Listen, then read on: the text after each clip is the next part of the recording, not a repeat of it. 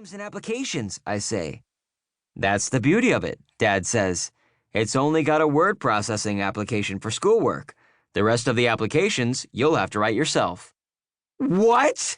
I shout. I don't know how to code! Yet, Dad adds. We got the email on the upcoming after-school programs. There's a coding elective starting in a few weeks. That's why we're giving this to you now instead of waiting for your birthday. My father may be the one talking, but this scheme to get me to do more work has Mom's name all over it. The whole point of an elective is that it's something I choose, I whine. I was going to take the comedy after-school class, not computer programming. You can sign up for both. Mom separates her hands like she's showing off a giant bass she just caught. It's all about expanding your brain. I thank them for the computer and head upstairs. As soon as I'm in my room, I'll download all the games and applications I want. Who ever heard of creating and designing your own fun? What is this, the Middle Ages? On my bed, I scoot next to my dog, Bodhi, and open the laptop. I can't complain, really. The design is sleek and the keyboard is comfortable. But when I try to access the internet, I can't find our home network anywhere. You looking for the network? Dad sticks his head into my room. We thought it would help you stay focused if you weren't distracted by the internet, so we had the store take out the wireless card. My parents have absolutely lost their minds. What good is a laptop without Wi-Fi? I shout. I guess you'll find out. Dad laughs as he heads down the hall. It's official. My parents have gone berserk. I stare at my new laptop, a piece of technology as effective as a bag of rocks. A present that makes you work isn't a present at all. Worst gift ever. Chapter 2. At least Umberto's happy. At my locker the next morning, Matt thinks my new laptop without Wi-Fi or applications is the stupidest thing he's ever seen. They might as well have given you an abacus, he says. Talk about archaic. Carly, of course, agrees with my parents and takes their point further by adding her 2 cents on brain plasticity. That's why people can recover after strokes or brain injuries, she says.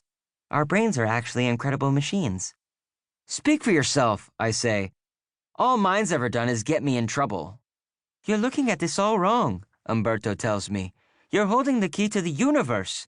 You love the programs I've written. You can program that baby to do anything. I wish his enthusiasm were contagious. Yeah, let's all sign up for the coding class, Matt suggests. Let's sit there for an hour after school and realize there's tons of stuff we still don't know. Don't be a numbskull, Carly says. Let's hope you haven't finished learning new things at 12 years old. When she smiles, I spot a sliver of apple on one of the wires of her braces. I run my own tongue over my teeth and Carly takes the hint. She checks the mirror she always carries in her bag and removes the food before anyone, mostly Matt, can tease her about it. Well, I'm signed up, Umberto says. Even if I already know some of the material, the class is free, so I'm taking it. What about comedy class? Matt asks me. You still in? Carly pulls up the schedule on her phone. I was thinking of signing up for the comedy class too, she says. Great, Matt answers. That class will definitely need audience members. I can be funny, Carly says. Matt rolls his eyes. Sure you can. The coding class and comedy workshop are both Thursday afternoons. Carly looks over at me. I guess you can only take one. I shake my head and walk to first period. Isn't school serious enough? Electives are supposed to be fun, not more academic drudgery. Which class should I take? Miss Mikado flashes maps on the smartboard as we take our seats. We just finished studying the civilization of ancient India. Now it's on to Mesopotamia. My mind can't stop repeating, Mesopotamia, Mesopotamia, Mesopotamia. Miss Mikado is talking about how the country no longer exists, but was located in present-day Iraq. However, all I keep thinking about is how Mesopotamia would be a great name for a cartoon character who's a slob.